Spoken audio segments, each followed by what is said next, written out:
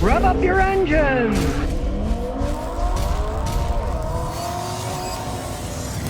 Well, the U.S. government is now doing new crash tests with bigger crash equipment, and it turns out that small cars from Subaru and Kia are flops. They did very poor in the test, specifically the Subaru Crosstrek and the Kia Forte. They all try to claim, oh, our vehicles are safe, doesn't matter what size they are, blah, blah, blah. If you remember, when they were making those smart cars, they had ads where they put all this weight on top, show how strong they are. I don't care what anybody says, you get a tiny car, you get hit by something big, damage is going to occur. It's just the way that it goes. There's only so much room inside. And realize, these are relatively cheaply produced, mass-produced vehicles. Race cars, yeah, they can take it because they have a cell inside with a frame just for the driver.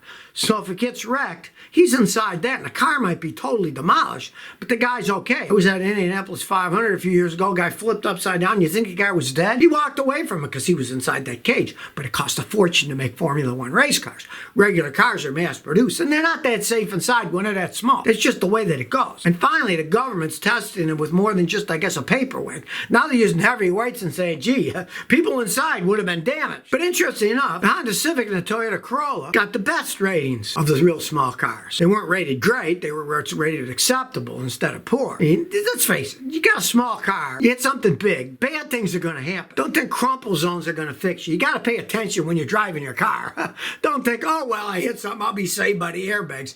Yeah, you hit something really big, nothing's going to save you. So, bigger is safer in vehicles. That's just common sense. And of course, the bigger vehicles these days, they also have all the safety equipment too. So, a bigger safety equipment is better than a small. That's just common sense. And now the government's finally admitting it and testing them with heavier test equipment to show that, yes, indeed, the bigger ones do better than the smaller ones. W. Jeff says, I got no brakes. I got an 08 Cadillac DTS. The brake pedal goes all the way down and it won't stop. Is my master cylinder? Well, it could be a lot of things. When your brakes go to the floor, start with the basics. Always start with the basics. They'll go down to the floor if you have a leak anywhere. So the first thing you do is look for an external leak. Jack up the car. Look at the wheels. See if the rubber hoses are leaking. See if the wheel cylinders at the wheel, the calipers, are leaking. Fix the obvious things first. If you don't see any leaks, keep your eye on the brake master cylinder fluid level, right? If the fluid level's going down and you don't see leaks physically anywhere, yeah, odds are it's the master cylinder.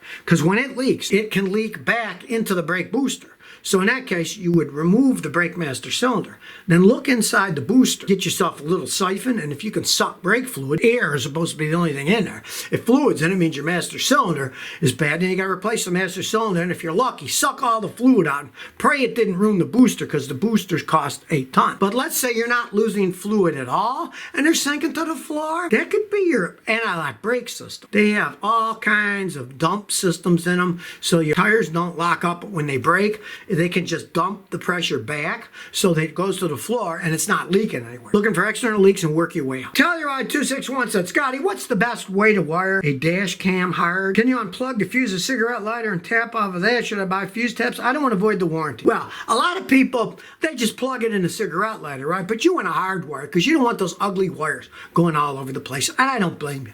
That's the one thing they got against these dash cams and the rear view mirrors with backup lights for cars that don't have backup lights. They got wires all over the place. It's ugly. It's a mess. It looks horrible, right? The best thing to do and the safest, you want to avoid the warranty, is just simply hook it off of your battery under the hood, run wires with a fuse, and then you're only using the battery. You're not using any of the wiring system, because if you tap into any fuse, the fuses are made for a certain amount of power. You add more power to it, they could void your warranty if something went wrong. Let's say he tapped onto this and he destroyed it. If you just hook it directly to the battery, it can't damage anything. So do it directly from the battery. That's the way. It's a little more work because you got to go all the way to the battery and run wires away. But as long as you have a fuse on it and you run it correctly, then you won't have the problem of avoiding any warranty. And if anything goes wrong, it'll just pop the fuse for your connection to the battery. It's not going to hurt the battery. The battery's strong as can be. But if you put it on wiring that's there and you tap and put a fuse on it, no, it's not a smart thing to do for any kind of thing, even if you're not worried about warranty. Kappa says, I'm looking for a smaller SUV and I want to pay less than 31 grand, have more greater than 4 seats, get more than 100,000 miles, and get at least 20 miles a gallon in the city and the highway, and no older than 2,000. All right. Here's the thing. Decide what size you want, because recently I had two vehicles come over here that I thought they were pretty good vehicles. One was the Mazda CX. The guy paid 26 grand for it, brand spanking new, and he loved it. And another guy bought a Subaru Crosstrek, and he got a fancier Crosstrek. He paid like 31. But these are brand new vehicles. You get a warranty, they're going to last a really long time. Now, you said you want newer than 2000, so I mean, you're thinking about used too. If you're thinking about used, you want to go bigger. If you can find any Toyotas in that range of the size you want SUV, they're excellent made. They're just expensive. They cost more. And they can go 200, 300, 400,000 miles. So it kind of depends on, are you willing to get an older vehicle and kind of gamble with it? Or buy an actual brand new vehicle for that $31,000. And those two that I said, the Mazda and the Subaru, those are two of the few ones you'll be able to actually get for that price, 31 grand, that are still a decent car. But those are smaller SUVs. That's the thing. Decide what size you're happy with.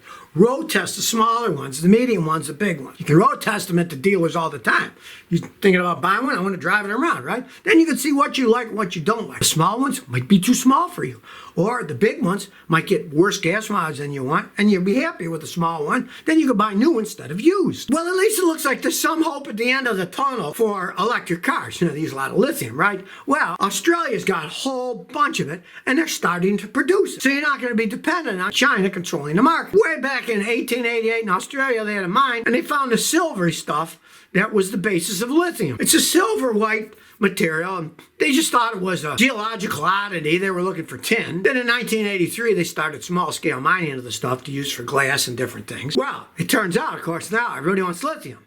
And the Australian type is called spodumene. It's lithium rich. It's not pure lithium. But in January 2021, a ton of this stuff that contains lithium cost $415, okay? $415 for a ton of the stuff that's been processed to make lithium. That was January 2021. By October 2022, a ton of the spodumene stuff that contains the lithium went for, are you ready? $4,994. So it turns out a lot of this stuff can come from Australia. Things aren't looking all that bad. Maybe they get a bunch of lithium from Australia. Australians have been mining for a really long time. Accidental discovery in the 1800s is now worth a ton of money. Maybe they'll make a bunch of batteries. I personally don't think lithium batteries are the way to go for transportation. Hopefully they can come up with better things. Maybe it'll be a stopgap thing, and then later they'll figure out something better. But as it stands now, that's what they're using, so you need the raw material, and we might be able to get it from Australia. Justin Shepard said, carburetors versus fuel injection.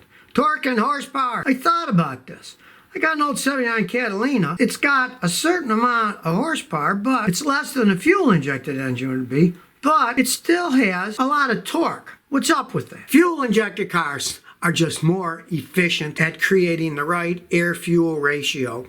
So, being more efficient, you'll get more horsepower when you're taking off and going. So, of course, the fuel-injected one's going to put out a lot more horsepower. Even though it puts out a lot less horsepower, the torque can be relatively similar for a carbureted and a fuel-injected engine because that's the grunt power of it pulling. It's less due to efficiency than it is to the power design of the car. Now you're talking about a V8 engine.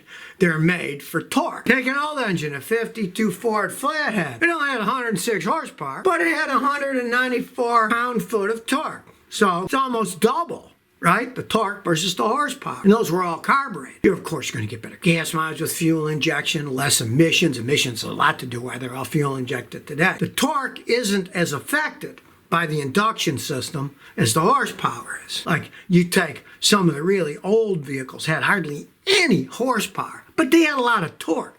That's why Harley Davidsons are always big. They were never that big in horsepower, but they had a lot of torque. So when you take off, it really feels that you're taking off fast, and it throws you back on the seat. They could only go to a certain speed, while if you compared it to a Japanese bikes that had insane horsepower at higher RPM, some of those things go over 200 miles an hour, which a Harley stock at any race could never go. But the Harley's got good takeoff because the torque of the V-twin, the V engine configuration, that has more to do with the torque, because the Japanese big engines are all inline fours, and they have to spin a lot faster to build up the horsepower. And the straight six Japanese motorcycle engines, torque is pretty low. It's always a lot less than the horsepower is, because they're a different type of design. So if you never want to miss another one of my new car repair videos, remember to ring that bell.